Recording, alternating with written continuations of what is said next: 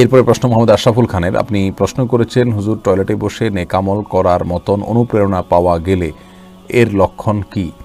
মনে মনে যদি অনুপ্রেরণা হয় এটা তো খারাপ কিছু না, টয়লেটের মধ্যে ভালো কথার চিন্তা আসতেই পারে মনের ভিতরে, এটা কোনো খারাপ লক্ষণ না আপনি যেটা হয়তো মনে করছেন।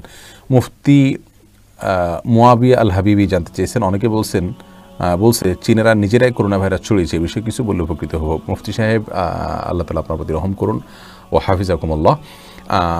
যে সমস্ত বন্ধুরা বলছেন চীন নিজেই এটা তৈরি করেছেন, তাদের কাছে অথেন্টিক কোনো সোর্স আছে বলে আমি জানি না। তারা দুইটা বইয়ের বরাত দেন, এই বইগুলোর হার্ড কপি তারা তাদের সংগ্রহে রয়েছে এমনটিও না, এগুলো অনলাইন থেকে তারা কুড়িয়ে পেয়েছেন।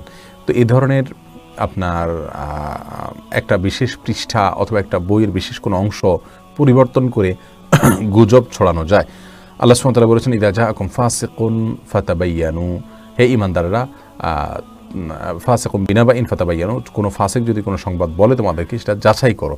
তো এটা যাচাই করা ছাড়া আমরা বিশ্বাস করাটা সঠিক হবে না, এবং এর ফলে আমরা ক্ষতিগ্রস্ত হব, হাসির পাত্রও হতে পারি। আমরা এর আগেও দেখেছি মুসলমানরা অনেক সময় সহজ সরল মনে কোনো প্রচারণা প্রপাগান্ডায় তারা সামিল হয়েছেন, পরবর্তীতে দেখা গেল সেটি ভুয়া, তখন মুসলমানদের জন্য লজ্জার কারণ হয়েছে। জন্য আমরা এটাকে বিশ্বাস করব না, আমি অন্তত এটাকে অথেন্টিক মনে করি না। তাছাড়া যেই দুইটা বইয়ের অনেক আগে থেকে লেখা, 80 দশকে বা 90 দশকের লেখা বইয়ের তথ্যের বরাতে এই কথা বলা হয়েছে, সেই বই বিষয়টিকে যাচাই করেছেন আমাদের একজন ভাই।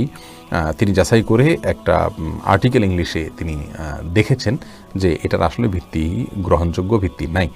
যাই হোক, তারপরও আমরা আলে আলমা ইনদাল্লাহ বলবো, আল্লাহ তাআলা ভালো জানেন, আমরা এ বিষয়ে বিস্তারিত বলতে পারবো না।